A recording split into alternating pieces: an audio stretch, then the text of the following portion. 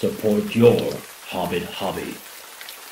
Welcome Strategy Battle Gamers to another Speak, Friend and Question from the GBHL YouTube channel. Yeah. You here with Jamie? And James. Woohoo! It's like the two Ronnies that one, wasn't Switched it? it up. Goodbye from him. Goodbye from me. Yeah, something like that anyway. Welcome to the Q&A guys. Okay, another week has gone past. Yep. And it's gone quite quick. Yes, it has gone very quick. We got plenty of questions in this time, so thank you all for commenting on the videos. It's a very popular video format. Yeah, it seems to be one of our most watched besides the battle reports. Yeah, So, sort of consistently. yeah, so thank you for getting involved and watching it. Mm. I think sort of like the 200 plus views that we'll get for this type of video as well. Yeah. Kind of like our hardcore first day subscribers. Yeah. Now remember, there is a rule. What's that rule, Jamie? If you comment and we answer your question, you have to ask another question this week. And I think that's worked this week. We've got a lot more questions this week. Yeah. Which is good. So we'll and a lot more subscribers as well. The Desolation of Smog Week's done really well for us on that number, so thank you all for sharing and getting involved. And welcome to all of our new subscribers if you've not been on a Q&A with us before. So this is a weekly format that we do where you guys can ask us anything. It doesn't have to be about The Hobbit. It doesn't have to be about strategy battle gaming. You can ask us anything at all. But of course... No questions on the hair. Lots of questions on his hair, please, and his lack of beard. And in fact, this is the first time that I've ever seen Jamie wearing trousers. Yeah, it's getting cold. I think you were quite sensitive to comments because yesterday when you were back repping against Steve, he mentioned the fact that you always wear shorts, and today you're wearing trousers. And before you went and got your hair cut, one of our subscribers mentioned that you look like a wild man of Dunland, or a Bree man, and the next day, clean shaven Jamie with the hair going on. Yeah, well, I think it looks good. No, seriously, even a day of it growing out a little bit and just some more shadow, I guess. I think you look good. You look smart. Look good. Smart enough for a video. Thanks. Yeah, we'll let you do this one. Yeah. So we've got loads of questions to get through, guys. So let's make a start. Do you want to start the first question? Yes, so this is from GamerDude490. I remember him from the last one. He asks, which old dwarf models do you think complement the army of Thrall the most? May I start the answer to this one? Yes, you can have the answer to this one. One of the few you actually feel confident answering. Hang on a second. I picked up tons of rules when you and Steve were back repping yesterday. You picked up one. You picked up two rules. They were very important, and it changed the game. It did. It changed the game. Yeah. So no. Thanks for spoiling that as well. Would I go out? Oh, well, they won't know exactly what the rules were. No. They won't know what the rules are. First off, GamerDude490, well done, because you listened to us in the last Q&A, the last Speak, Friend and Question, and you have asked us another question, which is the rule. Now, which old dwarf models do you think complements the army of Thrall most? What I think you're going to see a lot of is a combination of maybe Dwalin and Warriors of Erebor with spears, and Balin, the old profile Balin, with Khazad Guard. Yeah, that's pretty much what I would have said as well. The Khazad Guard are probably the best to complement the force. And yeah. It is, because then you've got your relatively cheap spears. Cheapish spears line with defense 7 if they've got shields, and then you've got strength 4, defense 7 front line. The option if you want to go two-handed. And piercing strike. Piercing strike if you want to. Well, I wouldn't do it. I wouldn't do that. But also you've got two very good, because the old Barling's quite cheap. Yeah, it's very 75 base, so really good value. Good. So that answers your question, GamerDude490. Yep. And remember, ask us another question next week. Next up, I'll read this one. Mason O'Neill. Love listening to these videos while painting my models. That's what this is about. Yeah, definitely. If you're not sat down and you've got your your models there, you've got your paints out, this is perfect for sort Or potentially travelling now, because fingers crossed, if everything goes as planned, we are recording for the podcast, which will all be announced very shortly as well. Let's hope that this works. So fingers crossed it works. And that's something that you guys have asked for. Yeah, and we've responded. As we do. Because it is the GBHL podcast, and this will be the first podcast 4 months into its life or so. Do you think we're going to change the name of that at some point? Potentially, yes, because it's not so much the podcast anymore. No, it's definitely not. It's if YouTube lets us, because I played about with the name quite a bit at the beginning and sort of used up quite a lot of my name changing abilities. Yes. Yeah. Now he's put always looking out daily for your newest videos. That's good. Yeah. That's good. And we're getting videos out daily as well. Yes. Yesterday, was it Three videos. Or was it 4? No, it's 3. Was it 3? Spoilt! Spoiled for choice. It's because it's coming up to Christmas, as you can see. It's our token Speak Friend and Question Christmas tree. Yeah. Thank you so much for keeping your videos flowing. No problem. We enjoy it. We do. I asked Jamie before because he looked a bit miserable. I said, "Do you actually enjoy doing this?" And he was like, "Yeah." It's what I've been looking forward to. We've both been looking forward to it. This Q&A is great. It is good. Better now that we're doing it together as well. Yes, yeah, because I think there's times that I've recorded on my own, you feel a little bit like you don't know if you're talking too much or too little, and you can't.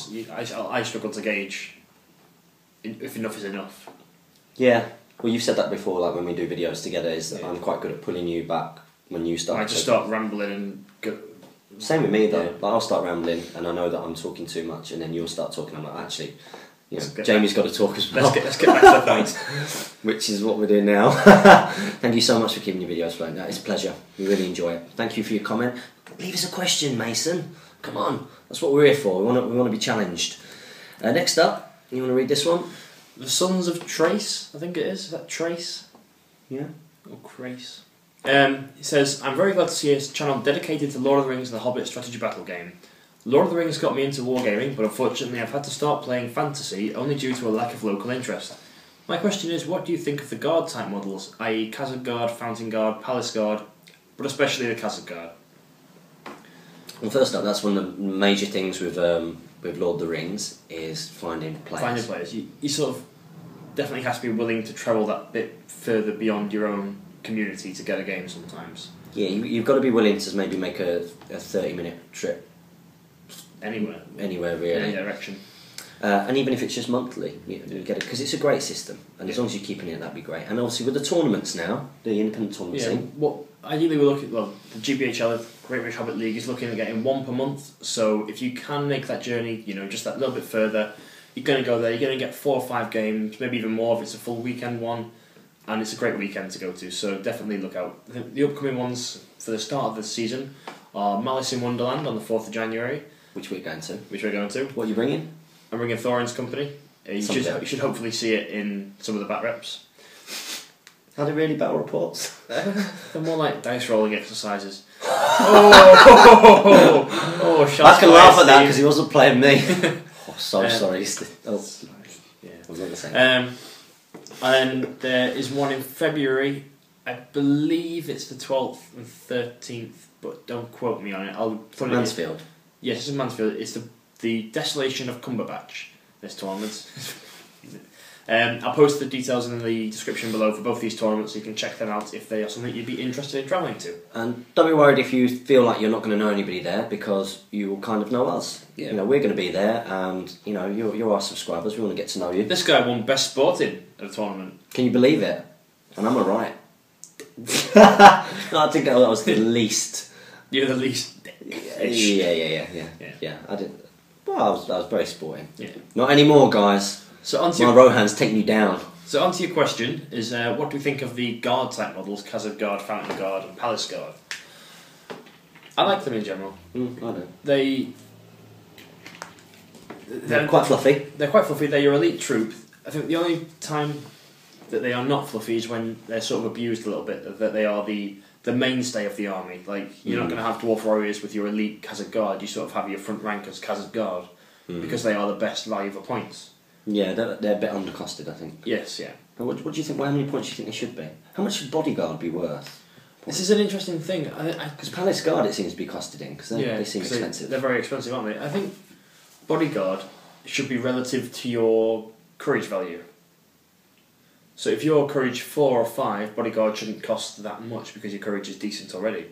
If you're a low courage, then Bodyguard should be worth a bit more, perhaps, than those higher courages because it's suddenly much more valuable to you. Fountain Guard. They're great. The way I would rank them, I think Khazad Guard are your best.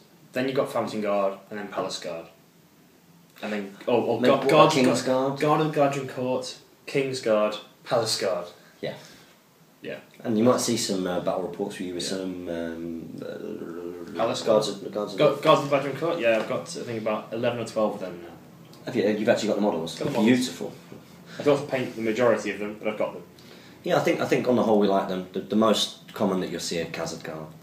Khazad Guard and Fountain Guard are the most two common ones. Yeah. Fountain Guard, if you take it with Boromir, with his... Boromir, they can be, with the banner, they can become fight value 5, so quite nice. And with a shield, then if you can get some shields, that's defense 7, Yeah. fight value 5. You can't get that anywhere else. You can't get that anywhere else. Beautiful. Okay, next up we've got Caleb Polacek. Just let us know if we're saying your name right or wrong, because we want to get it right. Yeah. And thanks, because you send me some messages and stuff as well. Really, really appreciate your support. First up, love your channel. Thank you very much. Listen to your Q&As while painting my models. Again, if you like listening... It's a running theme, this, isn't it? Yeah, if you like listening, we're going to have a podcast soon. If you like to sort of have us on in the background, like to glance up every now and again and sort of, look at Jamie's haircut and look at beard, then obviously get the video on. Anyway, for my question, what's your opinion on the Grey Company? Units, archery, general opinion, etc. I've seen James play them, and I understand Jamie wins tournament using the Wood Elves and their bows. Yeah, I do. Yeah, I do. Funny. So I'm sure you both could give thoughts on an army like the Grey Company. Thanks a bunch. Do you mind if I start? Yeah, you can start. Okay, now Grey Company was the first army that I collected because I loved the theme. I love the theme of the Dunedain, Rangers of the North. What I would say is let's say you take your standard 500 points Grey Company. It does tend to be a very standard force. You're not going to have too much variation between that and another Grey Company 500 point force, unless that person's doing something seriously wrong and taking heroes which are too expensive at that points level. It's not as fun to play as other armies. I think you'll have a lot more fun if you do a hybrid. I think for both players as well, like it's not really fun to play against, and it's not particularly fun to use, in my experience anyway. No, it's not. I mean, I have had fun games with them, and I don't think I've lost when I've used the Grey Company. But, you know, shooting has been slashed a bit, hasn't it? It has, yeah. You're not going to get as much sort of moving and shit, but it still happens. It still happens, because It's a lot of bow fire. I mean, even a 4+ to move, well, 4+ to hit isn't terrible. So it's why sort of elves and the Grey Company can still keep that playstyle. It's not as destructive, but it's still possible to win games using the move and shoot technique. Yeah, I would say that you'll probably have more fun if you want to take a Grey Company. I mean, take it and have a go, but I don't think you'll enjoy the mechanics of the game as much because you don't really get to enjoy everything else. Because they've got some really fun heroes. Yeah, Arathorn's a great cheap hero with 3 attacks and 3 mines. Halbrad's good fun. Yeah. And at higher points cost, the twins. Yeah. Fantastic. Eladar and Elbrahir. Yeah, they're really cool. And then if you want to be really sort of themey, you can take Aragorn. Isildur's heir. Yeah, which is fun. Again, you know that. I think you'll have more fun if you go for more of an Arnor force, so like Warriors of Arnor, Malbeth, Arvadui, and then Rangers to support them. Yeah, because that's quite fluffy. There's no range captain of such as there. I mean, what you could do is you could do like Malbeth. What have I taken? Malbeth, Arathorn. I know they're not around at the same time, but Malbeth, Arathorn, and then Halbrad, and you got 2 war. You can get in 500 points. I think you can get 2 war bands of Warriors of Arnor and a war band of Rangers of Arnor. That's a lot more fun to play. Yeah. And play as and play against. So I hope that answers your question. Yeah. Give it a go. You will see more battle reports from me using them, just not so often because it's not as fun as playing as Rohan. Although he doesn't really play them anymore. He's avoiding using them. They've gone into retirement. Victors. There's a reason for this. Imagine if Jamie, after all of this trash talk, lost to me again, like 4 times, not beaten my Rohan. It'd be like a boxer having a boxing match, then getting his rematch and losing. I mean, where does his career go from there? There's nowhere to go but down. And I don't really want to do this to you this early in our channel's life, so I am avoiding beating him with Rohan again. I have been bringing other things. Beating him, right. But I'm going to do a fluffy Rohan list for Malice. Okay. The Sons of Ale. Sons of Ale list. If you would like to donate... No! 8 Sons of Ale. Stop it. Every Q&A. Damn right. Right. Next question is from Mouse Fanatic, or James R. He says, "Love your channel. Thanks for Can you all do it in you a guys do." Texan accent? No, you can try if you want. I'm not going to do it. No. It'll be too embarrassing.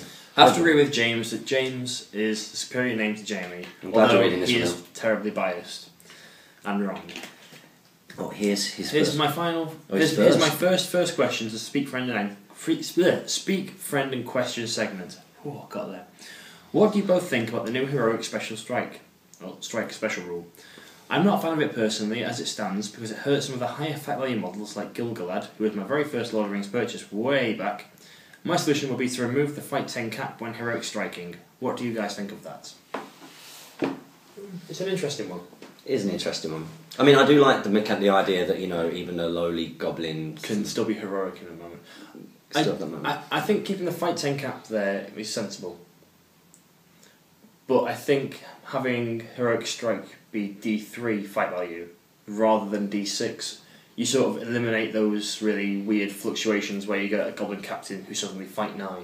Yeah. You know, he's capped then at fight 6, which can match Aragorn and people, but he's not going to suddenly, you know, beat back Gilgalad or Glorfindel or someone.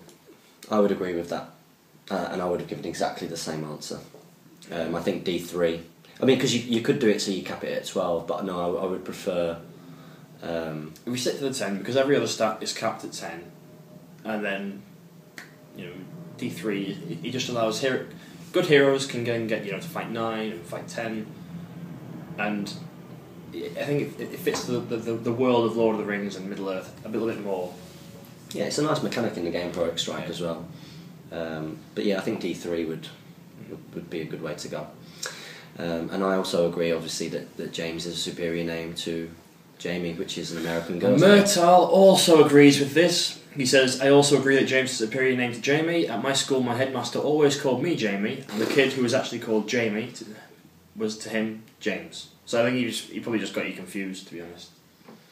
I don't know. I don't see how that could happen. How could you confuse somebody with the calibre of name of James with Well, Jamie? Murtal was obviously the better looking, and so he thought that must be Jamie.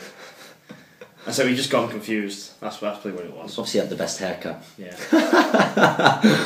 Thanks for that, Mavs. James R.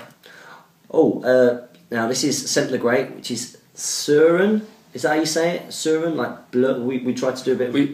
We did research. We did research. It was either Suren or Soiren or something. Suren. Because I'm sure it was like the bl sound, but there isn't actually, for the letter that makes up your name, there isn't a sound for it in English. So... So you can understand why we might struggle. Suren. If we say your name enough, maybe it, you know. Yeah, just in every variation. Semp the Great. Yeah. Hey guys, seems like my question got left out for this video. Sorry. I don't think it did. I think it did, but for some, I don't know. Maybe it went into the spam bit. Maybe. Sometimes that happens, by the way. But we usually go and tick them and approve them. Sometimes we have to manually approve posts for some reason. I don't know whether someone keeps hitting spam, don't they? That might be what happens actually. Is that guy from Greece? We're not mentioning them. I'm really disappointed, whoever you are. Okay, anyway. Seems like my also, I've got a suggestion for future video series. Question is down below the suggestion. It would be awesome if you guys did a tutorial video where you really go into depth with all the basic and special rules, doing one phase at a time. If you need inspiration, you can go check out the Flames of War bootcamp vids that Battlefront did. They were very helpful for new players starting out with the game. There's many new players out there who just aren't getting started with the game due to the lack of motivation, or simply because the general opinion that the Hobbit SBG sucks and 40k in fantasy is better. That's not true. A tutorial vid would give new players an idea on how the game works and see for themselves that the system is awesome. Well, I completely agree with you with the suggestion. Something that we've talked about before, isn't it? Yeah, it's something that I originally, before you got involved, it's something that I wanted to do. And I distracted him. Well, I never had the recording equipment and I never had the scenery at home to do it. I didn't particularly want to turn up to the Northwest Gaming Centre on my own and be like, this is how you move your model.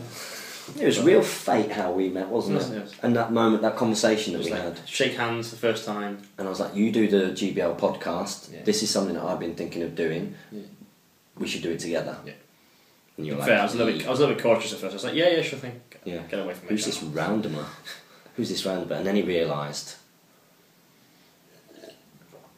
thought I'd just roll with it. Still, I'm still a bit cautious. Who is this randomer? Anyway, so yeah, something that we're going to do, isn't it? Yeah. We will do that. There are a few things that we've got planned from journey scenarios. Well, the journey scenario should really, like, when we started all the way back at an unexpected journey and just work. We've not spoken this, but if we work our way through the entire sort of story arch, then we'll see how to play the game from that point, and then you'll see the special rules come into play a bit more, and then by the end of it, we should all be veterans and pros and know exactly what we're doing. Yeah, I'm up for that. It sounds great. Our main issue with doing journey scenarios is having the models and having them painted. So now that we're in partnership with Shadow and Flame, we'll make ourselves a little bit of a wish list, and because those guys are awesome, and just send things over, and then if they've got the time to do it, they'll do it, and when they do it and they get sent to us, then we'll be able to show you their beautiful work and us doing those tutorials. And I think we're both up for that. There's a few types of videos that I'd like to do, sort of how to get into the Hobbit from the starting point, just like a snappy video of, you know, this is what you need to get started, almost. How to get started with the Hobbit strategy battle game. Yeah. That'd be quite good. So the actual question. Now for the question. Oh, you can read that. Okay. Hey boyos, thanks for the answer in the last vid. Gave me something to think about. I've done 2 lists that I'd like to take a look on, unless Jamie isn't appearing in the next one. Who knows? It's good they know you're a part-timer. Yeah. In this list, shield users are using swords. So these are 2 lists that Sauron's made, or 7th grade, and he just wants some feedback on them. So if you want to comment as well, get involved, and give us your thoughts on the list, not just ours. So I assume for his general, he's got the Knight of Umbar on foot, with 10 Morannon Orcs, 5 of which have shields and 5 of which have spears. A Mordor Troll Chieftain with 8 Morannon Orcs, again 4 with shield, 4 with spear, and a Morannon Orc Captain with 2-handed weapon, and he's leading 10 regular Orc Warriors, 3 with shield and 3 with spears, and I assume 4 of them just have hand weapon. What do you think about that list? I assume this is 500 points. Things I point out straight away is give the Morannon Orc Captain a shield rather than a 2-handed weapon. It makes him defense 7 and that much more survivable against opposing heroes or strength 4 models. Equip your spearmen with shields, especially the Morannon Orcs. They come with them on the model, so you don't need to buy them or convert them or anything. But what it does is, if you're against an Elvish bow line, or if they break through your front line, the back rank is also defense 6, so they're not going to be cracking your back line just as quickly. Mordor Troll Chieftain's good. Knight of Umbar, again, potentially it might hurt your numbers, but give him a horse so he can really sort of do the role he's meant to do and get into combat. I think Simply Great sent me a message on Facebook and said that he started to get a few battles in, which is great news. That's good news, yeah. Really good news. We're glad that this is sort of getting a few people going. Yeah. And he said that he absolutely loved playing with the Knight of Umbar. It's his favourite model on the table. If you get him on horse, imagine you're playing against a Treebeard or someone. If you charge in and then steal his stats, you're still getting your +1 for charging. So it's just a good way to go with him. Yeah. Second list, so that one's alright if you maybe take on board those changes. What do you do? Do you have to lessen his numbers by a couple? Potentially drop those Orc Warriors with hand weapon. So you got 4 of them, so that's 20 points. Spend give 2 of them to get the Knight of Umbar a horse, and then you got 10 points left, which will get you all your shields for your spearmen, and you have 1 point left over. Next list is the Knight of Umbar with a Fellbeast, and that's a great addition to the army straight away. You've got a Morannon Orc Captain with shield, which is what I suggested in the last one, so good job. Morannon Orc Captain with 2-handed. I assume you bought the Captain pack and I want to use both, so that's fine. 10 Morannon Orcs, 5 with shield, 5 with spears. Yep. Again, looks like a better list to me. 12 Orcs, 5 with shield, 5 with spear. Drop those 2 Orcs that have hand weapon and equip your back rank with shields, and that list looks very strong to me. Yeah. Yeah. That's a stronger video. I would agree with that. Stronger video. Stronger video. It's a stronger video. Stronger list. Woo! Stronger list. Yeah. Looking forward to the next vid. And by the way, research the letter 0 with a slash through it. So yeah, we think we're getting it right. Surin. Let us know. Sent the Great. Surin. Okay, next question. Death clip. I'm glad you remember this. Good honour. I'm good at remembering these things. First thing, oh what the hell, you can call me John. Hi John. Yay! Hi John. Another J for the team. After all, my name is up there written in Greek, and thank you very much for the shout out. No problem. We'll do it again. Big shout out to John Deathclip, first day subscriber, equals legend. Second, and most important, oh no. Oh, you can read this. Yeah, you guys can read this, but we like what you've written. Yeah. You find them. You find them. He thinks it might be a friend of his. Just trolling us. Don't troll, please. What's the point? Don't It doesn't actually help us. Yeah. It works. It works against us. Really so. strong, yeah. Jamie, I actually learned after commenting that you actually won your tournament, so big congrats on that. Thank you very much. Great voice representation on your part, James. That's right, because I read it out in a dead patronising way. So, we got some stuff wrong on the Beast of Golgoroth, by the looks of things. We didn't have our books with us, so I couldn't really check it out. It actually has 3 attacks, it's a monstrous amount, so he gets 4 on the charge and 8 to wound because he knocks down. That's better. You really need to have the source books with you when you get those. Yeah, we haven't today either. I can grab them at any point. Yeah. They've got them all. More often than not, your facts are incorrect and people don't have their questions answered properly. Oh, sorry. More often than not. Really? More often than not? I don't think it is. I think we're, on the whole, we're reasonably accurate. Reasonably. So, your question is, do fell wargs that have lost their riders reroll failed courage test from the special rule of Yazneg? Would you like to get Yazneg's rule? No, I know it, because I checked this because somebody... Oh, what's going on? Oh, if you don't. I put read more lines, but it was... Just scroll down with your... Don't use... You've got a Mac. Use your bloody arrow keys. There we go. Hang on. There we go. Click. Click. There we go. PCs. Alright, okay. Now I looked this up because there was a discussion on the forum about... I think it was on the forum, or it might have been one of our videos, on the One Ring, or on this. And somebody was asking for feedback on sort of like a fell warg, hunter orcs on fell wargs, whether it's better to take hunter orcs on foot or hunter orcs on fell wargs, because obviously they get 2 attacks on the charge but only 1 if they're on the warg. And my idea was going to be, why don't you take Azog on his white warg, Yazneg on a warg, take hunter orcs on fell wargs, try and get the initial charge so you get in the knockdowns, then dismount, because when you dismount they take a courage test, don't they? But before you dismount, kill Yazneg, like use his mites for those charges and stuff, get rid of his might. Kill him off with Azog, get him in base contact with Azog, so that the wargs pass their courage tests. However, I looked it up and it only applies to... Break tests. No, it's, it just doesn't... wargs aren't counted. It gives a specific list of units that it affects. Okay. And I think it only affects hunter orcs. Yeah. Hunter orcs on fell warg. It doesn't... It's not fell wargs individually, so unfortunately, no. Okay. Because I wrote a massive post and I was dead smug with myself with this tic-tac, and then I looked it up. Tic-tac. Tic-tac. Tactic. Tic-tac. So, So, no, they don't. that's unfortunate. You could always take Druzag and use his Bestial Fury if you want to dismount, because he gets Fury for wargs, bats and spiders, so there you go. No, that is a good tic-tac. That's a good idea. Yeah, that's been thought of quite a while. Back in the old Warg Rider rule, dismantle your wargs, you effectively double your model count. Yeah. After you've got that initial charge, and if you're doing that with hunter orcs, then they've got 2 attacks, and then you've got the attack of the warg separate. That'd be good. Next question: does Azog wound on a 2+ even if he uses his 2-handed weapon, because there will be no downside to it since he is burly, or if he uses a lance? Why else would it be in there?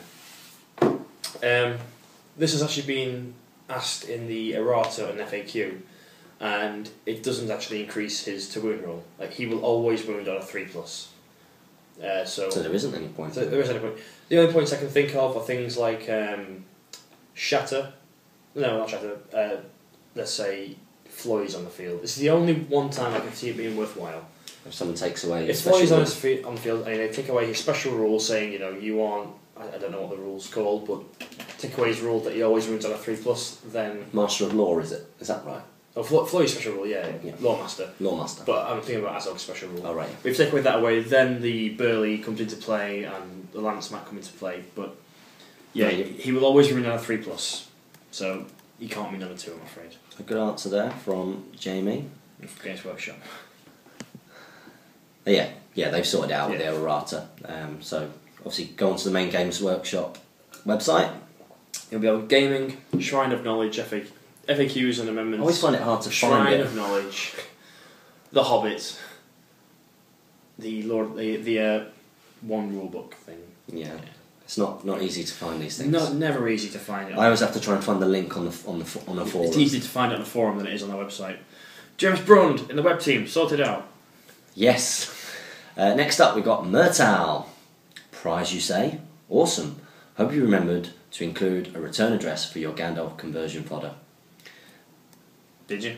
Yeah, I always put. I always put return. Center. Yeah. Because otherwise, they just get chucked away. You know that? No. You should always put return to sender because if something gets delivered to somebody and they can't fit it through the letterbox, They'll either we try to reach you, and if they don't pick it up, what you do is then they put the delivery thing through. So this is Royal Mail. Then if you don't go and collect that within the 18 days or whatever it is, or 20 days, I think it used to be 28, but it's less now. Yeah. Then unless it has a return address, it'll just get binned. If it's got a return address, they send it back to who sent it. That's good. So I did do that, but not with the intention of you sending me a model, but I do appreciate it. Thank you very much, Murtal. And yes, you got a prize for the Speak Friend and Question. For naming it, yeah. So thank you. Thank you very much. Great reply as well. My play experience is pretty limited, but on paper, at least, I agree with you. I don't really see much of a power creep with the new profiles. That was your question last week. The Goblin King is effective, but not game-breaking. We agree with you. Yeah. My main opponent was pretty horrified the first time we faced him, but actually that was more a question of the awesomeness of Hurl on the Unwary than anything else. Yeah, if you play. Yeah. I remember when Hurl got used against my cavalry for the first time. Yeah, kind of just go, oh. It was funny. It was funny. That was before I think they'd FAQ'd that the cavalry model was automatically thrown. Oh yeah. Yeah. Because I got FAQ'd, didn't it? That to be FAQ'd. I think so anyway. But Hunter Orcs are really combat effective, but fragile. Yeah. Yeah, I'd agree. Which we saw yesterday. We saw yesterday. Oh. New elves are awesome, but cost the earth. Mm-hmm. Yeah, again, you put here all pretty balanced, but with enough new toys and tricks to make them attractive purchases. Yeah. I agree with you. I think everything's well costed. Nothing's power creepy. Things that potentially are costed right. Yeah. The only two things that potentially are a little bit overpointed, Underpointed. No, overpointed. Overpointed. Are the giant spiders and the palace guard. Mm. And potentially, palace guard seems to be pointed well, but they seem to be so high that they are pricing themselves out of the game a little bit. Yeah, I'd agree with that because the bodyguard seems should be less because it's an elf.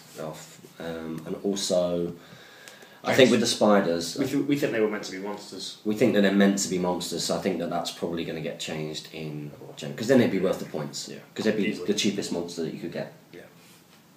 And that would be cool because then you're going to get spiders that can hurl and rend, and then all of those other rubbishy stats Yeah. will be better. Also, interesting discussion on cheese lists. Mm-hmm. So far, I've stayed away from painting up a Fury caster with the Goblin Scribes. Just seems too dirty. Yeah. Yeah, Yeah. it's a good combination. I wouldn't say it's game breaking either. No. Luckily, there seems to be honour amongst thieves in the community. Yeah. I agree. Yeah. So, for example, we joke about sort of the shade and you, Shade Readers. you Alfred and Bomber and yeah. You should if Unless you get anything from sort of even me and Jane, we're not really like that. No. I'm not. I bring an all-mounted Rohan, and I'm planning on doing a Sons of Ale for a 400-point tournament. It's going to cost an arm and a leg, but should be fun. Yeah. That's certainly how my group plays. We want fun and dynamic games that tell a good story, not the shiftiest. Yeah, I think probably when the war game. that doesn't say shiftiest. I knew what you meant, Murtal. I knew exactly what you meant. If you are not under the age of 16, No, if you are under the age of 16, don't read. go back and read that question. But if you are, read it. It's quite funny. Not the shiftiest. Yeah. Switch the F in the T. Yeah. Of course, you're very welcome to use our battle. A bedtime battle reports. Oh, battle bedtime. Yeah. I'm building it at the moment, actually. So I saw a little bit of it. It looked good. It is, yeah. I'm having a little bit of a problem at the moment for some reason when I try and slow mo the video. Some of the images. The images, so that I can get more narrative over the top. Yeah. It's going blank. So if anybody's got iMovie and understands why it's doing that, then let me know. Because I have a Mac I don't know how to use. It's worth looking at my gallery on the One Ring. I think there was a couple of images I uploaded that didn't use. Yeah, I did that, and I've got all of the images. Thanks for emailing them across. And if anybody else wants to have their bedtime battle read out, just email me at ilovewargaming@gmail.com and we'll get it sorted. So this week's question: what do you predict for the future of SBG after the last film? I expect to see like Lord of the Rings. We'll see. Like, the game will continue on for a few more years. If you imagine there's sort of like a timeline here. This axis number of players. This is time. It will eventually just obviously drop down. Unfortunately, it's the harsh truth. The game will end eventually, but thankfully, the Hobbit, and if we can keep it up, the game will last a few more years. Yeah, well, it will last as long as there are people who are willing to play it. Yeah. And if as long as people, I know that if something is unsupported, and you can no longer buy model, you're not going to get new players coming in. And but on the flip side, look at something like Blood Bowl. Blood Bowl was dropped by Games Workshop as a specialist game. God knows how many years ago, but the community has kept it alive, and they have Blood Bowl tournaments across the country, across the world. They got the I forgot what it's called. It's like the Nurgle Bowl or something, or I think it's like the NFL Blood Bowl.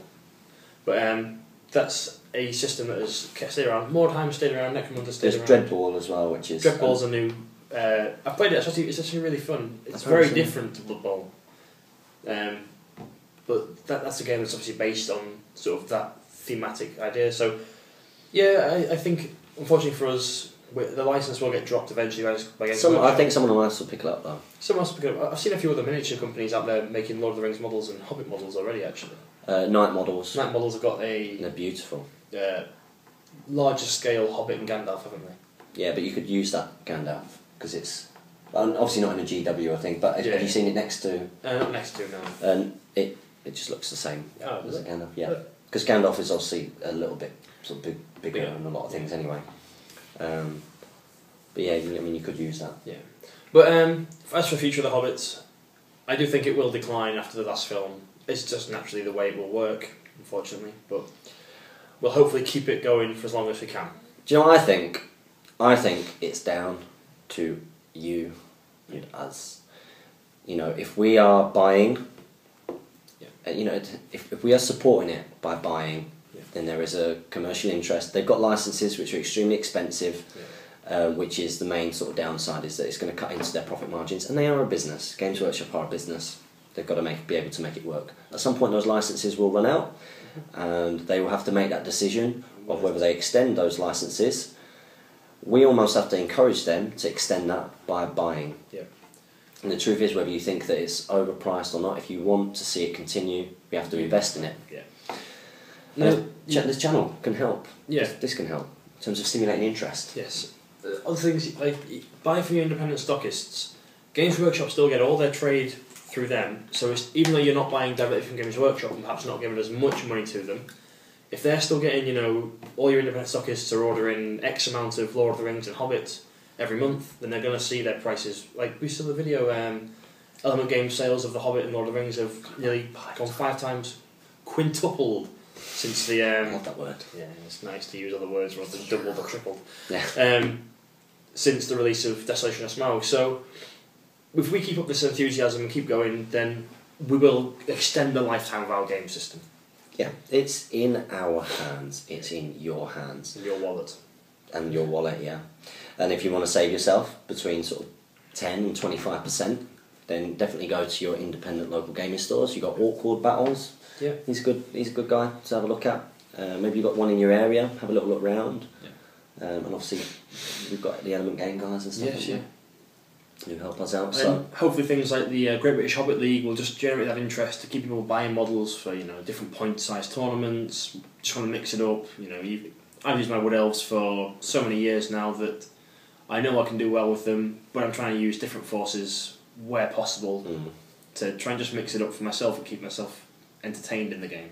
I saw somebody on the, it might have been, I think they commented on our Element Games video when he told us that they'd increased by 5 times. He said he fully expected the spike, just like with the Two Towers. Two Towers bubble, yeah. And everything picked up. And I think that is perceived to be, from a lot of old Lord of the Rings players, as being like the golden time for Lord of the Rings. Lord of the Rings, from that time of the Two Towers being released to maybe a couple of years after. It was a couple of years after Return of the King. I actually started playing after all the films had been released, so I never was there for that sudden boom of players influx into the system. But there were still a lot of players when I joined the game. Unfortunately, I think it was it must have been about 18 at the time, so it must have been about 4 years or so after the release of the last films, I think, ish. So there was still, the game will continue for a while to come. And it is down to us. If we can show Games Workshop that it's profitable, we can turn up to Throne of Skulls, and there's lots of us there. You know, even though there's the independent scene. Yeah. How many were there last year? 60 odd. For the singles, 60 odd. Yeah. 60 odd for the singles. So, best way to show them that this is supported is for us all to unite together through something like the channel, or the One Ring Forum, or the Last Alliance Forum, or the Facebook group, the Great British Hobbit League, and just really show that, you know, there is an appetite for this. Yeah. Encourage new players to get involved. Encourage existing wargamers who are set into other systems to come and get involved. Don't be afraid to get involved in their system. None of us are snobs, you know. I've tried 40k and I enjoyed it. Yeah, and I enjoy fantasy, so, you know, if it requires me to play a couple of games of fantasy to get someone to play a couple of games of The Hobbit, then I'm more than happy to do that. Spread the word. I think that we should do like maybe sometime next year do almost like a bring a friend kind of thing for the channel and for the hobby.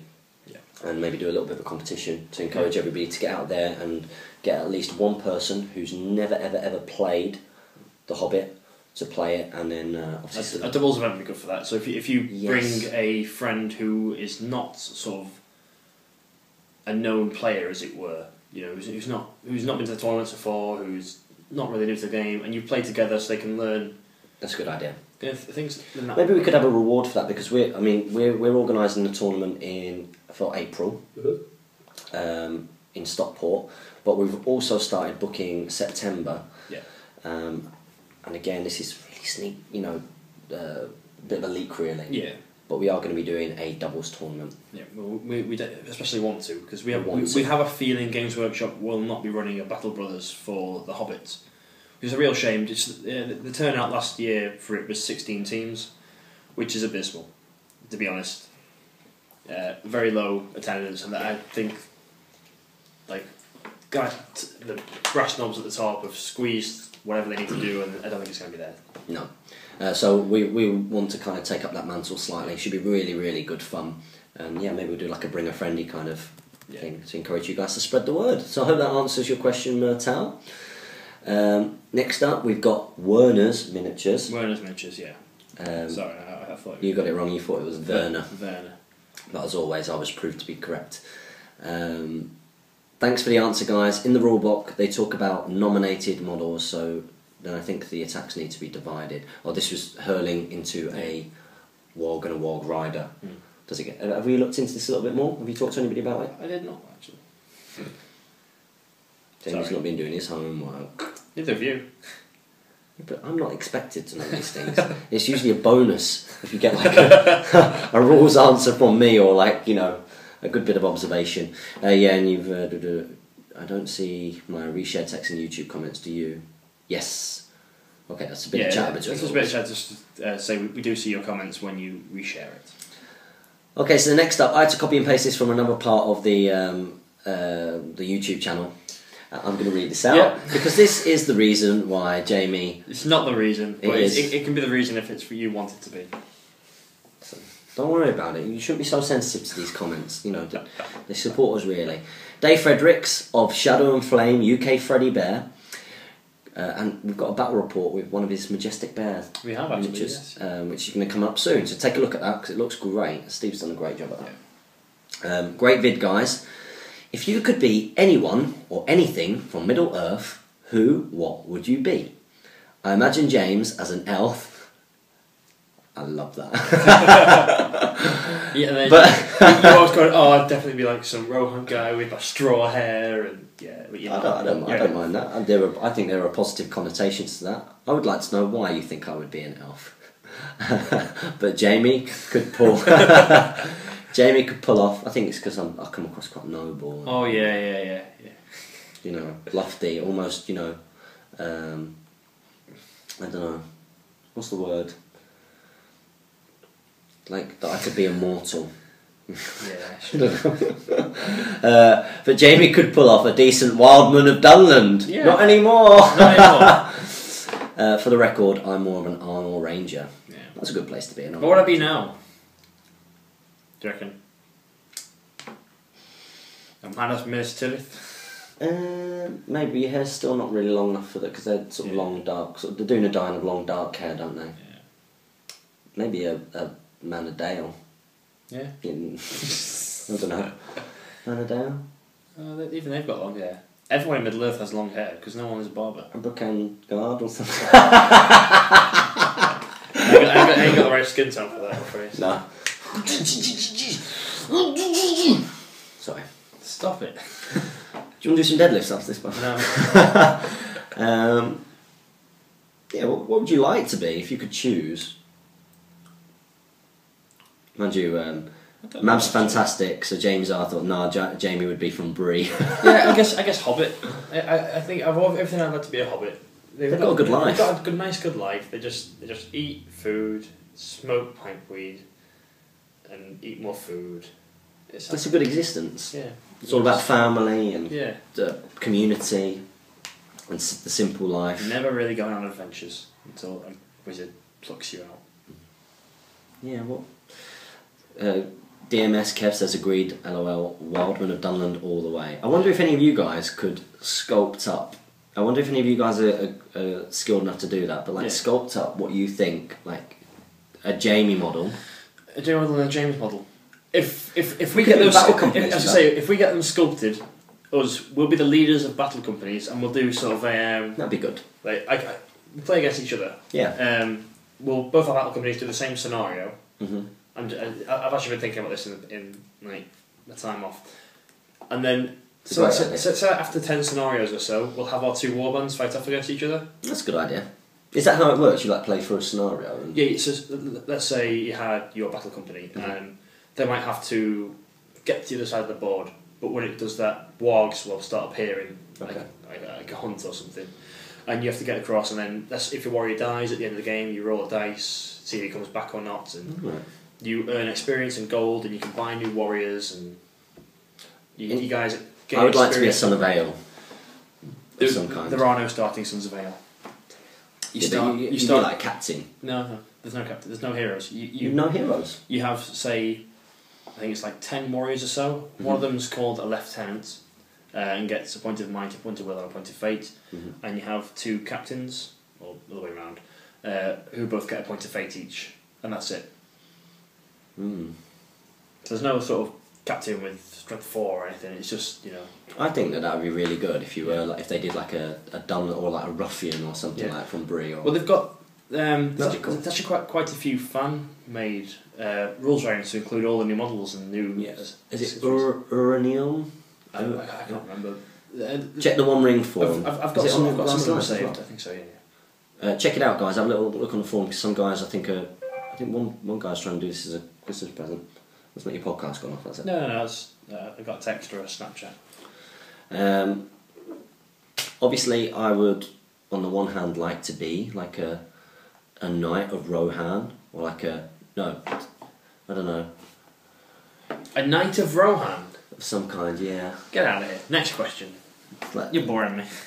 But I like the idea of an elf. Why am I an elf? Next up, we've got that guy, 513. Yeah, that guy. How have you managed to beat cheesy combos / pieces, cheesy combos or models in recent lower point 350 to 500 point games? Thanks again. Out-cheese them. Out-cheese them. That's one way of beating a cheesy army. Yeah, if you know that your opponent's bringing a cheesy list, I guess that opens the gate for you to do the same. Yeah. other than that, it's sort of... I've not really played against him. I've not really played against cheesy lists recently. I guess the cheesiest thing I've played against in recent times is 800 points. And that's probably Charles's Harad Force. Oh yeah, I played against that. That's quite cheesy.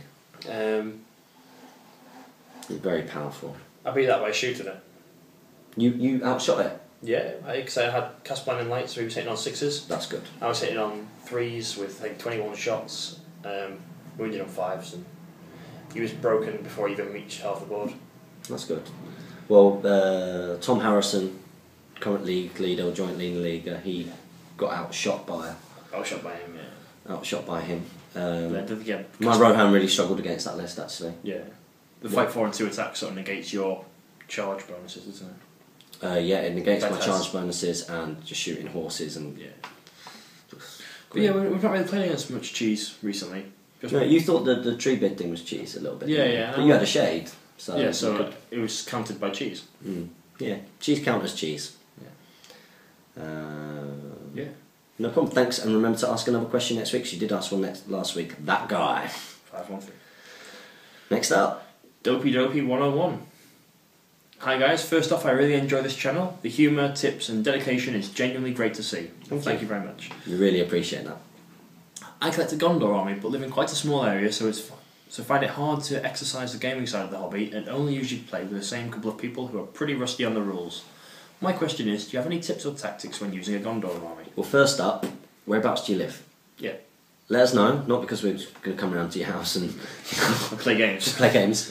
Well, you might live in, if you live in Manchester, we can do. Or even around the areas of Manchester. I'm not too. Yeah, if you're in I'm sort not of too 40 miles. travelling. Yeah.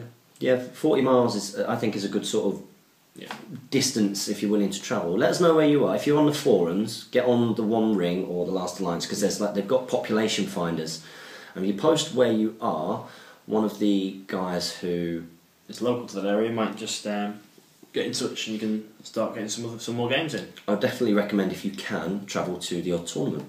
Yeah. And you get to meet other players and it's well worth it.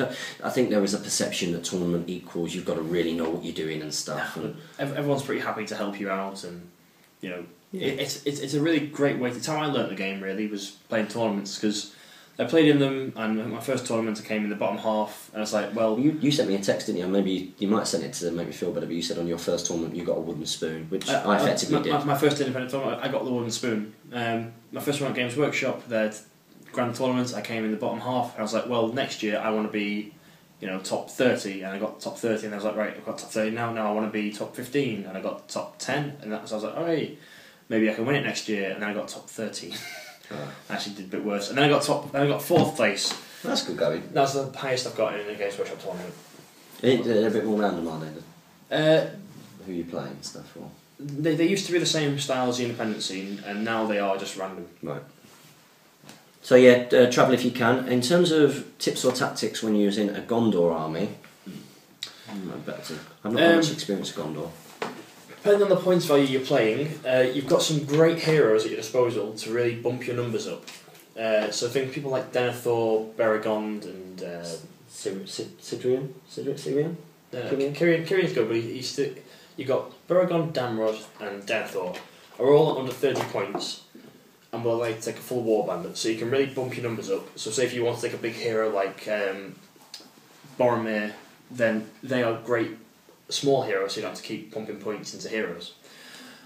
Also, Faramir is a great hero for his points level. You can equip up, make him quite killy, and he is a woodland creature with the new erratas.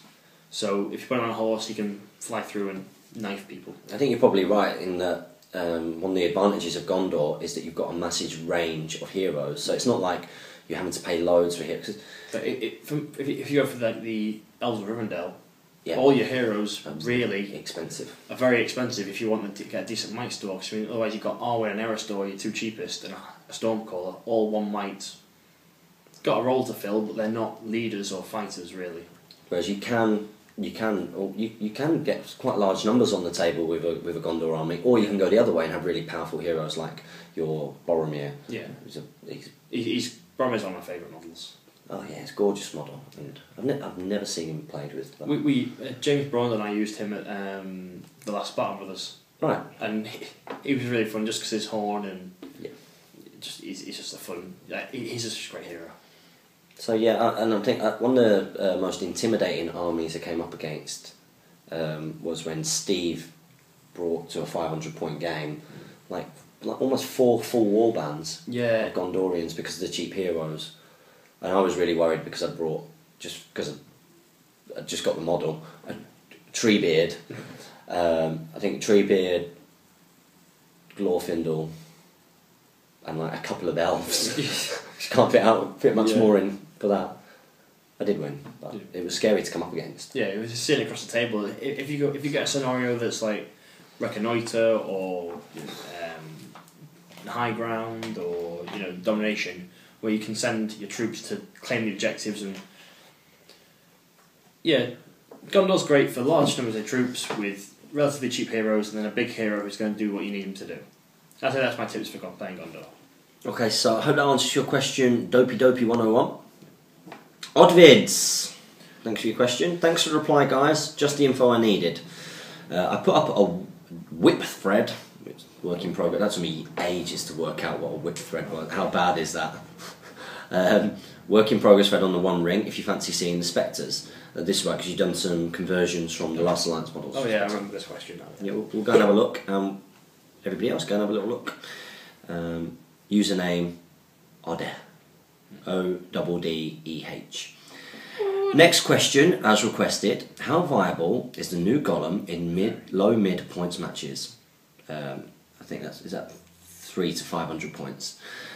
After seeing the new rules in the An Unexpected Journey rulebook, I can't help but think he'd be great to tack onto an evil army, pop the ring on, and jump out as a would-be assassin on high-priority targets like banners and low-defense heroes. Or am I just missing his downsides? Cheers as always. No, I've, to be honest, looked at the new Golem quite a lot to include him. As long as there's not a ring bearer on, he's got the ring. And when he's in combat wearing the ring, he halves the fight value of the model that he's fighting against. I think he himself is fight 5. So, really? Yeah, he sort of could be beating models in combat with when he's wearing the ring. He never counts as unarmed, and I think he's strength 4 to attacks or something. So he is a good hero to have around. He's only, what? 35 points. It's quite cheap, really. Very cheap. He's an independent hero from the Goblin Town list. Mm-hmm. But yeah, he is really good for tackling things like, they say, banners, who are just a warrior, basically. Mm-hmm. And obviously he can sneak through lines, and to charge you got to take your courage test and things. And even supporting maybe... a monster in combat or something. Yeah, supporting something so that you are lowering the fight value of the hero that you're up against, or if something that's already of a high fight, that'd be a good way of using it. The same way, is that a bat swarm that does that? A bat swarm does the same, yeah. Yeah, so you could see it used like that. That sounds like a good bit of advice. Hope that answers your question. Interestingly, just one more point on that, the Golem from the Unexpected Journey rulebook only has a 5-inch movement, whereas he's always had a 6-inch movement previously. Interesting. Very interesting. Lucas Gervin, thanks. The Great Beast of Gorgoroth is D7 and 4 wounds, so doesn't die easy. Yeah. Lucas, I think we've got a few things wrong with the Great Beast. He's not a model that either of us use, and I was sort of going off memory from a very long time ago, so I apologise for getting that wrong. As you can see, we were in the van just after I'd finished work, and we didn't have any rulebooks with us. But I've got nothing to apologise for. my point remains valid. He's still not worth his points. Even defence 7 and 4 wounds goes down quickly to a hero with might. Thanks for your comments, though, Lucas. Where's the other question? Come on, what's the rule? What is the rule? Oh, he's got one above. Yep. Yeah. Ha! I've just seen your question that you wrote, but we'll get to that in a minute. Okay, another. Read more lines. Oh, we've got this one here first. Oh, really? Okay. Yep. Because DMS, Deadmarsh Spectre, commented on a video, and again, he was definitely asking for the Q&A. I think he wrote it on an old Q&A video, so I put it on. And DMS is of Shadow and Flame, our new partners for the channel. Lots of speculation about the possibilities of a Schmaug model. I hope so. Yeah. I hope it looks gorgeous in the movie. I heard somewhere that a design was lined up but turned down by New Line, who stated they wanted the model to be 36 inches. What do you guys think? Are we going to get a Schmaug anytime soon? 36 inches. Is that bigger than the board? Almost as... That's as big as the board, nearly. Like a board is 48 inches typically.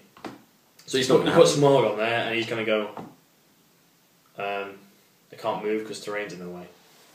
I mean, there's been a lot of rumours to say that They had one, but the New Line weren't happy with the model or something.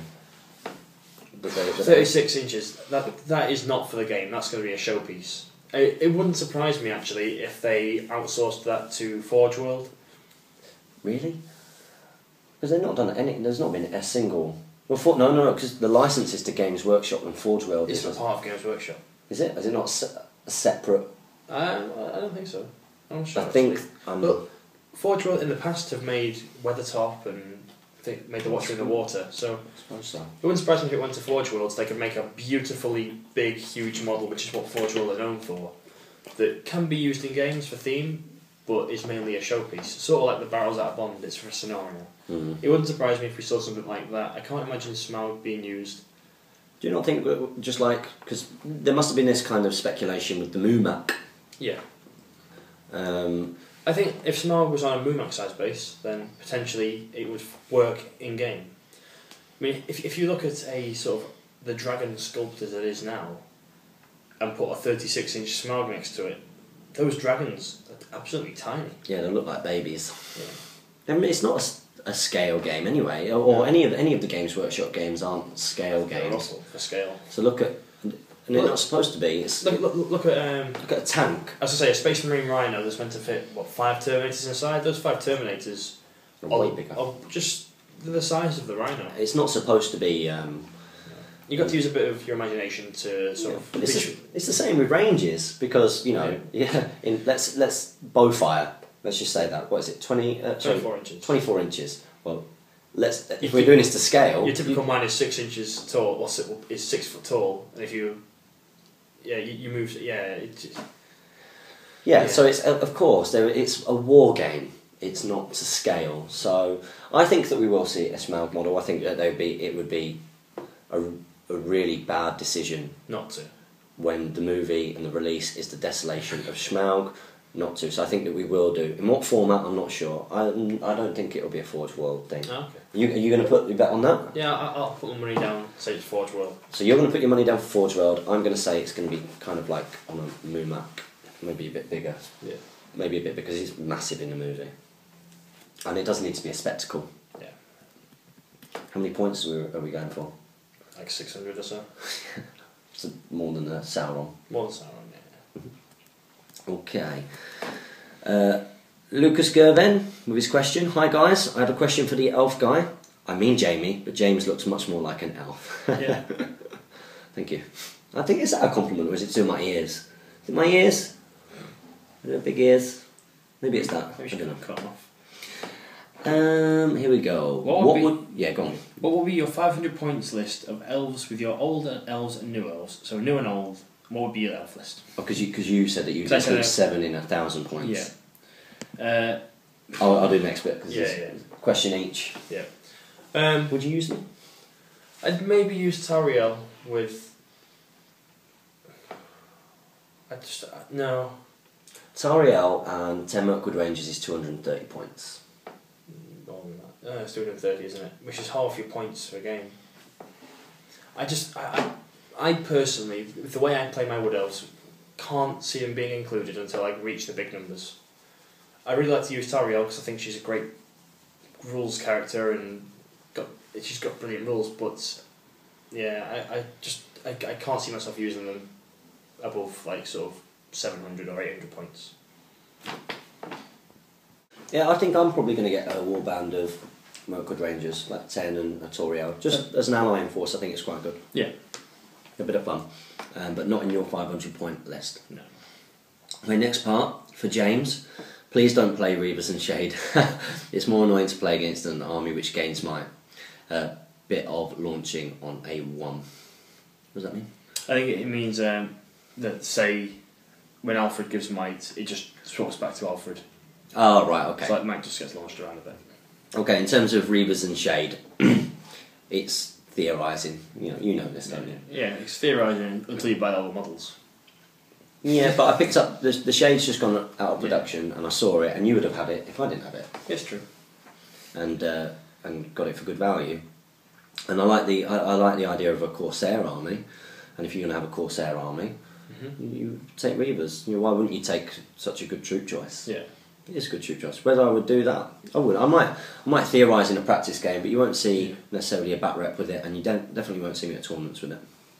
That's not how I am, which is why I'm a fluffy Rohan player. Yeah, sure. Next question. Look at all these competitive people calling my bluff. Here we go. Question 2: are you going to include Beorn in a 500 points list? Yes? Question mark. With what? Wahir or just normal Rohirrim? Thanks for this awesome video, Lucas. Well, Beorn in 500 points. That's a chunk of your army. If you're going to do that, it's not worth dividing it up with troops, because then you're not going to be able to get enough troops really to. Unless you get something really cheap. He's part of the Radagast Alliance. If I brought him, you might bring him with Eagles. No, I would probably combine him with maybe, if I was going to do it in 500 points. Hobbits? No, see, I wouldn't go for. I know that you get a lot of hobbits, but I would probably go for sort of All three all heroes. Yeah. I'd probably do him in 500 for all hero, or just for a bit of theme with some eagles and a bit of fun and stuff, but not to be competitive. I think he'd fit well with the Wildman of Druiden. Yeah. He'd fit that sort of look. Yeah, he would. He definitely would. It's the same thing with like Treebeard. Am I really going to? Does he really fit an army, or is he just going to be there with some ends, really? Yeah, it's more for a bit of fun and from Chok Choi Master. Chok Master. Choo Master. Choo Master. Choco Master. What do you think about Minas Morgul Knights? Cheers from Poland. Hello. Hi Poland. They're good. They're very good. They're probably Evil's second best cavalry. no. I'd say Warg Marauders are the best. Then I'd say it was Serpent Riders, and then I'd say it's probably these guys. Interesting. Yeah. These guys, their advantages are Armoured Horse, Ghost Terror, Lance. Serpent Riders have a lance. Oh yeah, I'm not comparing. I'm just saying that's a positive. Oh, yeah, that's a lance, and the fact that they are themselves are also defense 6. Defense 6, yeah. So yeah, they're good. Not as good as the Son of Baal though. Run them alongside of Dark Marshal, and they're a great unit to use. Yeah, they're good. They look good as well. Yeah, they look very nice. I was thinking of doing like a really kind of themed, because like a Black Numenor. I don't like the Black Numenorian models, but I do like the Minas Morgul models, and I like the Castellan models. Castellan Dolgado, yeah. Yeah, I like those models, and I was thinking, could you get away with using because if you upgrade Numenorian, Black Numenorians, they can become Castellans of Umbar. Could you use a Castellan model? Potentially, yeah. Do you reckon? What do you would you guys, if you played the game, would you be bothered about? Because I don't really like the Black Numenorian models. Because they're kind of based on Mouth of Sauron, which looks great for Mouth of Sauron, but not for an army of them. Yeah, they do look a bit weird, don't they? So I was thinking maybe some Castellans do that for a bit of theme. Again, I was going to do that with Reavers and stuff like Knight of Umbar, Minas Morgul Knights maybe. Yeah. Just for a bit of fun. That's what we think about it. Alistair King. Hi James and Jamie. A while back I was playing a doubles game with a mate. Hi James. Oh, nice move. I like it, Alistair. Hi James and James. Face. We can be friends. We'll skip this question. Who's the next one? He's put. No. Thomas Macklin. Great video, guys. I find it difficult to put together. Cut. A while back. Come on. Yeah. He's just having banter with us. Don't be offended. I know that you take these things to heart. I hope that you're not going to go and get your name changed to James after. No, what? You know, like you got your hair cut and your beard off for the wild man. Why would I change my name from something as good as Jamie to something as boring as James? Hey Jamie, where did you get your makeup from? Anyway. Yeah, different spelling of Jamie. I was playing a doubles game with a mate. I was using dwarves and he was using high elves. Now, one issue I've always found with dwarves is they only have 5-inch movement and therefore take a while to get around the board. However, we came up with a brilliant way to make my dwarves travel around the board quicker, and it involves a Stormcaller. Oh dear. Long story short, we use a core wind spell to propel my dwarves around the board, essentially giving them 5 plus 2d6 inch movement to help get to the objectives. So basically I was wondering what you would say some of the most amusing tactics you have seen used or used yourself. Is that allowed, first of all? Not really now. Why not? Because you can't do it against your own. Yeah, I'd need to read the rule, but I'm pretty certain it says like select An enemy. with the word target, unless it says target a friendly model, you assume it had to be an opposing model.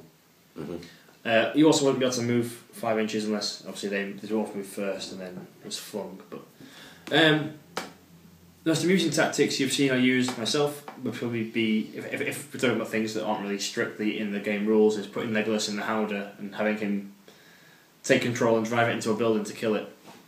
Yeah, that was quite thematic and fun in your bat rep. Check out that bat rep, guys. It was funny. It's good. I think one of the ones that I was really kind of like my eyebrows raised to was at my first tournament, Preston, the Battle for Middle England. Owen came over during a reconnoitre game that I was struggling with a little bit, and my goal was to try and die early, and he gave me some tips on how you can do that. He said you need to dismount, you need to climb up things, do your climb tests, and keep on doing that until you die. Yeah. Which I was like, what? Yeah. What? Do people do that? I've actually know someone called Craig who did this at a tournament. He was playing the old scenario Contest of Champions, whereby it was for every model your general kills, whoever's general kills the most by the end of the game wins that game. This is before victory points. And he was against Sauron, a Mordor Troll Chieftain, and a Mordor Troll. And he had a full Sons of Eowl army with Gandalf and Saruman I think was his general. So obviously he could only get 3 points killed, yet he had a full army of himself. So what he did was he dismounted all his guys, climbed buildings and jumped off trying to roll ones and was trying to kill them, and just kept recycling this until obviously Sauron came and chill sold a few guys and won. But yeah, because he thought, well, you've taken a force that can't be beaten at Contest of Champions, so I'm going to try my best to deny you this victory. And that was the only way he could realistically do it. Yeah. So I think, although his tactics sort of was very sort of unthematic, that you just got these Sons of Eowl going, huh! It's not a very Son of Ale thing to do either. Yeah, trying to commit suicide basically. All for the greater good. All for the greater good. And then he'd obviously kill a Mordor Troll or something. I found it quite amusing that people would do that. But basically, you've got to look for ways to win the game, and it is a toy game, so these things can happen. Especially when they're to have fun, It's not all about being serious, sort of tournament-y, and I can understand at a top table or something. You're one game away from winning a prize, then you might be a little bit more. But we're all there to have fun. Yeah. Alistair's got another one. He's wondering if we were planning on doing any army review videos for all the books. Sorry, I made that wrong. I was wondering if you guys were planning on doing army review videos for all the books at some point, along the lines of what you've done for the Desolation of Smaug. Good idea. We could do, yeah. I think it's a good idea. You break each source book down into its army list. So you're looking at the fiefdoms, you're looking at Minas Tirith, you're looking at Rohan. Yeah, we could do that. It's a good idea. Wait until Desolation of Smaug is out of the way, and I think we'll probably give it a break, because otherwise we'll have a lot of very similar videos put out at the same time. We might do it every other week or so. We might put the video out for one source book, but we've got a lot of different types of video. Yeah, and we want to live up to the ones that we've got as well. Yeah. I mean, we've still got quite a lot in our store, essentially, of the what's changed and tactical tidbits that we've just, because this week's been Desolation of Smaug week, haven't been going out. So we need to get them out because they've been in there for a good few weeks now. Yeah. And it's always in the back of my mind that we've got these videos, and the videos we make, we put up, and we've still got not let them just sort of hanging around. Yeah. It would be good if one day we could be more kind of structured. Like Wednesday is our tactical tidbit day. Thursday is our what's changed. But it's things, for example, like we announced that we wanted to do Middle Earth's Deadliest Warband. Yeah. Well, and obviously there are technical reasons why we can't really crack on with that, because we don't have all of the We don't have models. the models in. But we would like to do this. We've got a lot of things lined up. We've got lots of ideas, and we just need the sort of time and the models to do them, basically. Well, we've had a lot of logo submissions. So yes, yeah. we've had a lot of logo submissions. So when we start going, we had a look yesterday, and Yeah. we've got some ideas about the ones that we like and the ones that we're going to give everybody sort of a chance to improve on as well. Once that's sorted, and we can start doing a few things like dice and t-shirts, and it gives you guys a way of supporting us and the time that we're putting into this, then we might be able to afford to give that bit more time, because as we've said before, Jamie has to take holidays to do this. It just costs you to take it, doesn't it? It cost me. So so for example, we've been doing this for an hour and 12 minutes. An hour and 20 or so, I think. Yeah, an hour and 20 out of my day is an hour of 20 that I'm not personal training someone, which cost me quite a lot of money. But I don't mind. I love this. But in the long run, we want to be able to do more. So, okay, next up is Thomas Macklin. Great video, guys. I find it difficult to put together a competitive list at 500 points. Exactly. Does it matter if I go over or under slightly? Also, first of all, we'll answer that bit. It depends. It doesn't matter if you go under. It matters if you go over. Because if you go over, then it's not a fair game.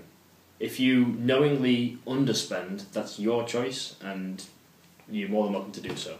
Yeah, I think in a friendly game, let's say you want to use some things, you could maybe go you speak to your and you might say I'm a point or two over because I want to be. Is that okay? And if your opponent's okay, they'll probably say that's all right. Or sometimes, let's say you're maybe 10 points over, which is quite a lot. Yeah, that's an extra model. It's an extra model towards your break point. You might not be broken earlier in the game, so it does make a bit of a difference. You might say to your opponent, "Do you want to add another 10 points on? Because I want to bring this as a list and see how it is." However, I wouldn't necessarily recommend that because you want to get into good habits of making your list at 500. And even if it's like 497 or 495, it's probably better to do that than be over. So, and especially in tournaments, you've got to be. Yeah, you got to be on it or under. To be honest, my favourite part of the hobby, besides playing it, is list writing. It's what I enjoy doing. I mean, you've seen my pad, haven't you? Yeah, but I think every wargamer has. Maybe not so much now, but definitely a couple of years ago, before all the sort of Excel sheets and things came out, my room used to just be pieces of paper with say Dane, 10 Kazagard, Barlin, 10 Kazagard. I don't like it anymore, throw it away. Next list, Dane, 10 Kazagard, Barlin, 9 with a warrior or something. But it's getting into good habits and building those lists. This is an example of what I might do if I'm not reading my book. So I don't know if you can see there.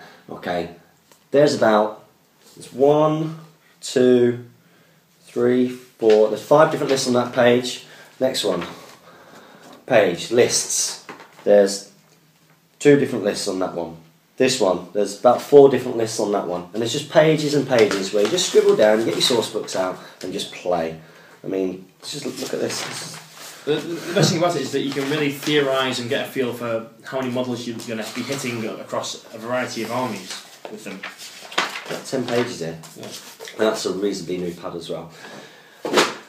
So, in answer to your question, try to get into a good habit of being as point effective as you can, hit 500, try not to go over because you've set yourself a point limit for a reason. Okay, next part of your question. Also, I put together a Mirkwood list for 500 exactly, but it's quite a low model count. Here it is, let me know what you think. Okay, Thranduil with armour and bow, 90 points. 5 Palace Guard, 3 shields, 2 spears, 75 points. Legolas Greenleaf with Elven Cloak and armour, 105. 5 Mirkwood Rangers, 70 points. Toriel, 90 points. 5 Mirkwood Rangers. Thanks up, guys. Keep up good work. Can I give my opinion? You go with your opinion first. Yeah, not enough models. Yeah, no. I think if you're going to go 500 points, you'd go for the 2. Two warbands and really fill them out. I mean, 2 warbands gets you 26. 2 full warbands is 26 models. You've got 18 there, and 10 of which are defense 3, and you've got no sort of defense and shooting besides your Elven Cloaks. Yes, you're going to be putting out 14, 15 shots a turn, but in all honesty, they're going to be upon you so quickly. Shooting at this points level with that low defense and model count, you're going to get broken very quickly, which is 3 victory points to your opponent, and the game really just becomes a struggle from there on in. Yeah, I mean, there's a nice theme to it, which is really good, and it's good that you're using the new models. You know, we're not here to destroy the suggestions. Yeah, don't get that impression, because sometimes I get that impression sometimes on forums that somebody new can come on and they can make an army list suggestion, and I don't think that people are doing it on purpose. That sometimes they be a little bit insensitive and not understand that people are trying. They've never done it before. They've never before.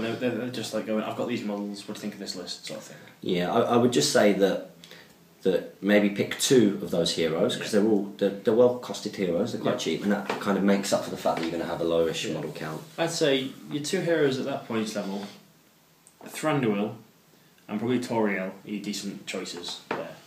Yeah, especially if you want to include Palace Guard. Maybe just if you're going to include Palace Guard, maybe just have a couple. You've got the 10, so you might as well use the 10, because they're reasonably similar points, aren't they? But it's about 160 when they've got shield as well.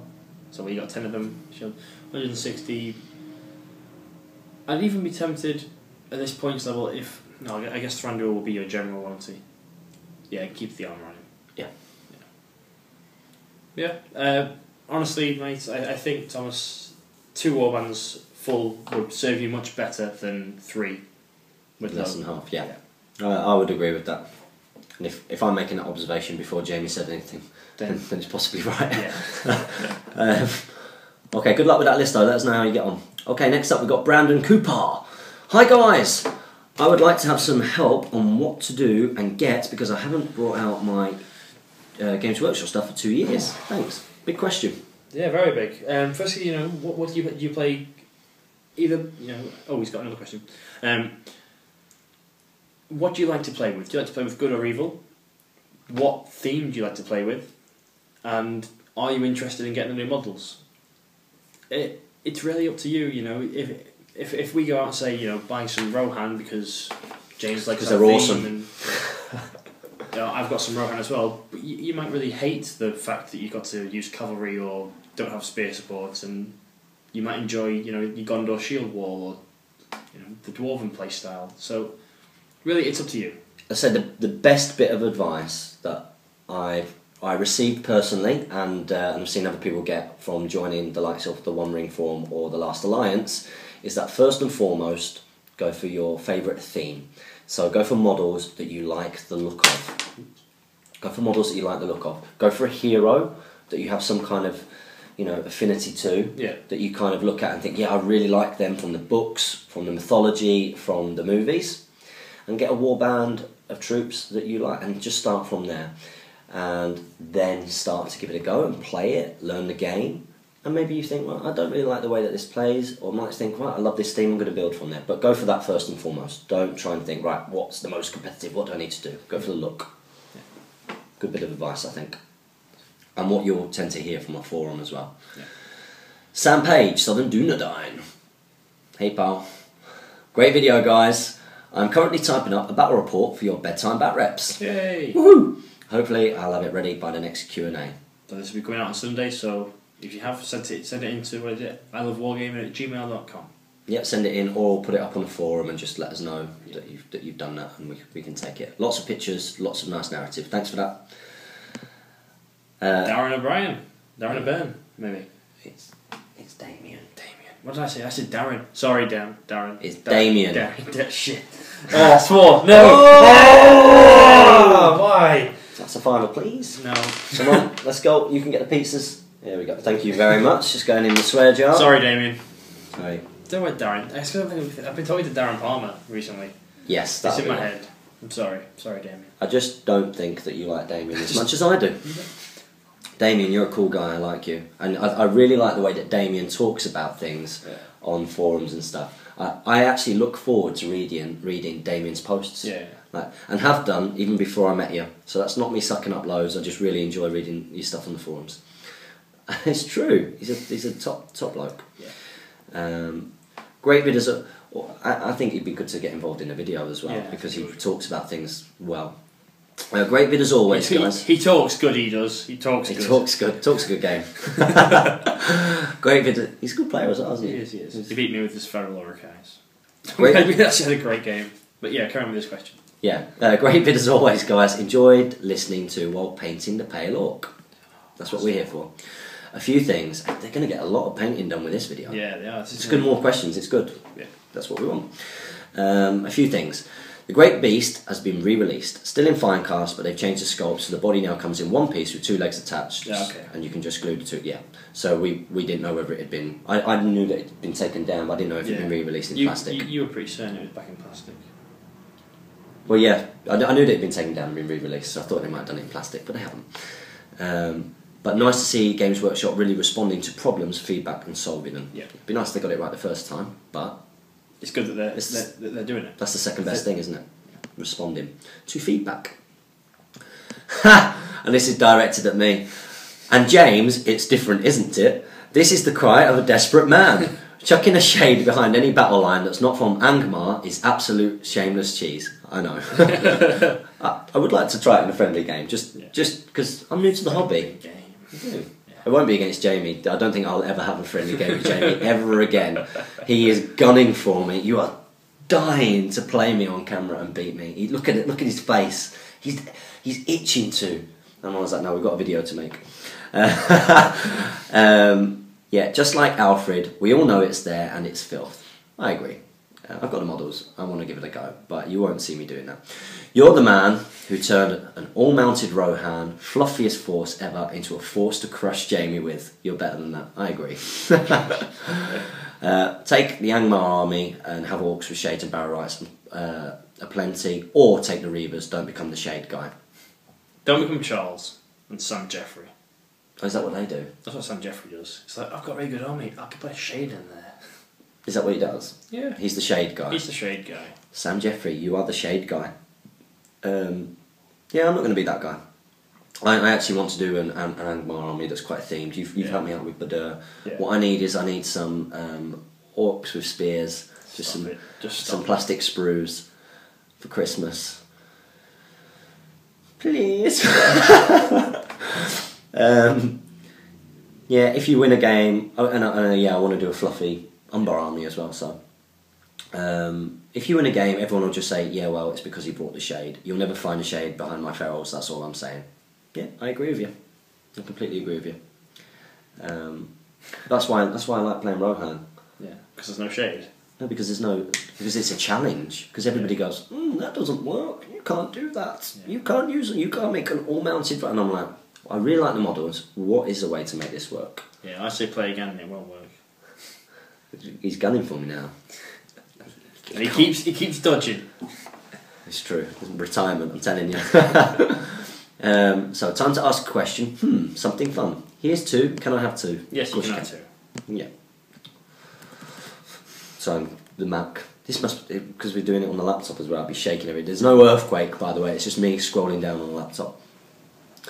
Okay, question number 1 from Damien. Right now, if you could change one rules mechanic of the game, what would it be? Let's rule out individual special rules like Alfred's.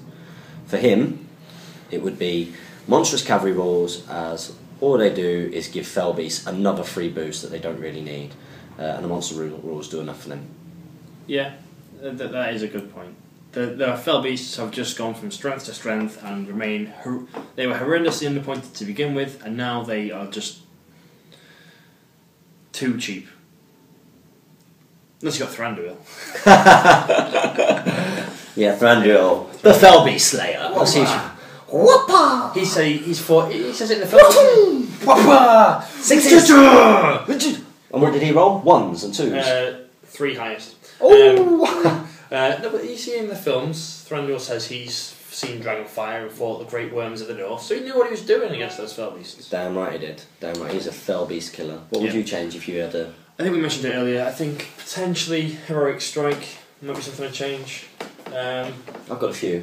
You got a few. Yeah, I reckon D3 Heroic Strike. Yeah. I think Fainting. Fainting not being available for those with low if you're a lower fight value, you have to be the same or higher fight value to do. Yeah.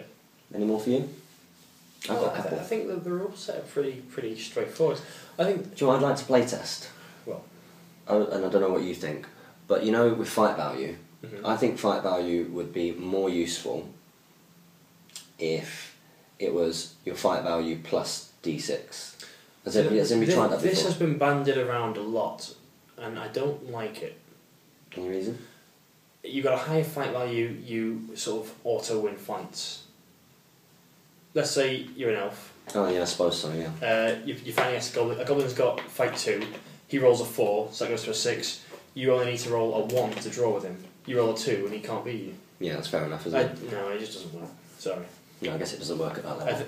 Let's say you take Gilgalad. He's fight 9. Mm. He can just roll a 1, get to fight 10, and only the things equal fight value to him that are going to beat him. That's been passed around. Do you know why I probably thought that? Well, what we've discussed is the idea that it all needs to be rescaled anyway. Yes, I think if it was rescaled, that would. If that was one rule mechanic, it would be that the fight values were sort of scaled, make the fight values go up higher, potentially up to fight 12, and rescale everyone up that scale. Yeah, I'd like Eagles to have. I know that's about individual special rules, but I would like Eagles to have some kind of rule like swoop, so that they get they're monstrous cavalry almost. Yeah. So if they charge them, because then they're worth taking, and at the moment, not necessarily. Next question. You want to read this one? What do you think are the best value points? Hero, warrior, and monster. Damien says, for me, it's probably Legolas, Feral Uruk-hai, and Shelob. I reckon the monster one's the trickiest. Keep up all the good work, guys. So, for points for a hero, I'm pretty tempted to say Legolas as well. He can have such a profound impact on the game with his auto hits. I mean, maybe we'll see Bard doing a similar sort of role with his auto wound. It's not as good though. More expensive. Not. Mind you, it remains to be seen. Yeah, it remains to be seen just exactly how he's using the game. But yeah, Legolas can win games pretty much solo. Mm-hmm. So your hero? I think the old Barlin is some of the dwarf stuff. So old Barlin or King's Champion with having 2 banners. Yes, yeah, King's Champion is very good. So King's Champion is quite cheap. Erkenbrand is cheap. Very good. +2 courage as well. +2 courage is really helpful. I think that's a nice little bunch, really, isn't it? Yeah. Yeah, Legolas, Erkenbrand, and King's Champion into one army. Cheese! For evil, probably you're sort of like your budget wraiths, I think, because they can really make an impact on the game and they can remain pretty darn cheap as well. Yeah. Troops. Or even actually, you know what, for heroes, probably shamans. If you can protect your shaman, it keeps your army. Stormcallers can have an effect on the game as well, would you say? Yeah. Not as noticeable an impact as a shaman with Fury up. For warrior, now we talked about this actually the other day, didn't we? We think that the Watchers of Karna, you probably get your best bang for buck for them, because they are 9 points standard. Sick. Fight 4, which is really good. hard to deal with. 2 attacks, which is good. Poisoned arrows, which is decent. Which you will do. Resistant to magic, so Nature's Wrath's sort of held at bay a little bit. Sorcerer's Blasters, you can't command and transfix them when you need to, reliably anyway. +2 to charging terrifying enemies, so they're good in an evil environment, like charging ring wraiths and things. And then charging wizards is good. Yeah, they're probably the cheapest, best model, in my opinion, anyway. I can see why you would say Feral Uruk-hai. Yeah. How many points is a Berserker? Because a Berserker's better, isn't it? A Berserker is 15 points, and it pays for an additional courage and an additional defence. And that defence is quite... It's from 5 to 6, so which is a big deal. Quite a big difference, especially when you're playing against good armies. Yeah, strength 3. Yeah. But then the ferals are that cheap, though, that you can start to spam them much more. I think for every, 4 Uruk-hai Berserkers, you can get 5 ferals. Yeah. So, courage 6 is not a bad courage either. So I can see that kind of point. In the elves, is there anything that's under cost? I don't think there's anything. Nothing. The elves are pretty well costed, to be honest. What other factions have you got? What about Gondor? Is there anything that's... Nothing's particularly stand out there. Fountain Court, pretty well priced. Citadel Guard, pretty underpriced. Overpriced, in my opinion. There's nothing really there, no. Rohan, no. I'd say it's definitely for a troop character. It's definitely going to be on the evil side. Yeah, and then you got the advantage there with the sort of strength 4. Strength 4 and special rules. And what about that Blackguard of Barad-dûr? Are they expensive? Or? Yeah, they are. Is it 11 or 12 points? See, I think that's still quite cheap. That's pretty strength good. 5 and strength 5, 6. strength 6, and fatality 4. Yeah, I mean, I'd personally give it to the Watchers Arcana just for the myriad of special rules. Yeah, and their versatility. Yeah. Yeah, we've discussed that before. In that force, it can take 50% bows is nasty. Very, very nasty. And for finally, a monster. Can I say a Fell Beast? I think so, because I would have said that. For 50 points, a Fell Beast is the best monster. Easily. Yeah, you've got to take the 120 point hero, but if you're looking to get a monster in your force, 50 points. You've got all day long if you can do it. Fight 5, fly, great hero on top. You know, you get all the bonuses of a monster. I'm interested that you picked Shelob. That's a very weak monster. I've asked you about Shelob before, haven't you? The fact she's got no might, no fate, really puts me off. She's got 1 attack as well, you know. Damien, explain yourself, please, in the next comment. Best value for points monster. She's an independent hero as well, so she's not like she can lead troops. Ents aren't ridiculously expensive. No, Ents are good, actually. Ents are quite good. I wouldn't mind some. In fact, when UK Freddy Bear decides to do some of his tree men again, yeah, I might pick up 2 just for a fluffy cheese. No, for a tree beard and a couple of Ents. Because what are they 120? I actually don't know, you know. I think it might be 120. Let me know if I've got. I don't particularly consider monsters for go-to forces. No. So thank you, Damien. Yeah, great questions. Glad you enjoyed it. Questions there. Keep up all the good work, guys. We will do our best. We've got Brandon Cooper again. Another question: will there be any other competitions to win prizes? Yes, there will be. We don't know what yet, but there will be. Yeah, there definitely will be. Remember, we are doing this all out of our own pockets and stuff. So, we can't make the competitions too often because it is sort of a bit. We might be able to one day again when we find ways of making this kind of support itself. Yeah. Then you might see more regular competitions. Stuff like mini wargame, where if we can work in partnership with another sort of hobby group who've got videos for terrain based and something. What they do is they do quite a lot of digital downloads. Ideally, that would be something that we could one day do. Mm. Yeah, digital downloads. I think when our tournaments are established, which we're hoping to do, that will help. Yeah. Because we've got tons of great prizes lined up for those. I mean, you turn up, you get a prize pretty much. As long as we get the right numbers. Get the right numbers. So hopefully we'll see lots of guys involved in that, and that'll make it easier. Yeah. Like I say, we've got GBHL stuff that you can help out, and I've had a couple of ideas. For oh my God, this video is nearly like an hour and a half long. It's great. What you could do, guys, you can pause, you can go for a bathroom break. 3 more questions. This has been awesome. This is a very long one. Thank you all very much. We might have to start splitting these. Yeah, we'll just maybe be a bit quicker. Quicker. Less waffle.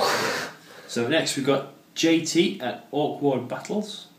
So JT's running the Malice in Wonderland 400-point tournament at Huddersfield on January the 4th. Yep. It'd be great if we could meet some of you guys who watch the channel on there. Yes, definitely, yeah. It'd be good if some of you guys can get there. Should be good fun.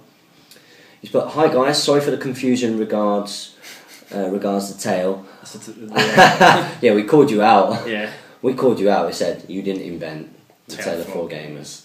I never claimed to create the Tale of 4 Gamers. Yes, you did. Yeah, you did. You did. We've got evidence. However, since reading about it in March 2012's White Dwarf WD387, good reference. Yeah. Impressed. The thing is, I gotta say that. That's it. I read it in March 2011's White Dwarf. It was WD123. Call me out on that.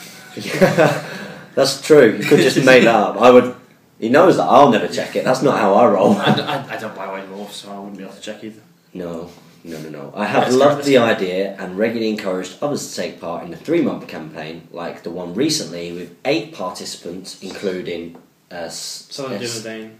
Yeah, Leo and 90 of the One Ring. So yeah, what you meant was you organised the one that they were involved in. Yeah. Oh, that's great. I didn't know that. That's cool. If anybody would like to dig out that White Dwarf, the rules are in there. Or maybe you'd like to read the rules to people, review them. We could do. That's a good idea. Yeah.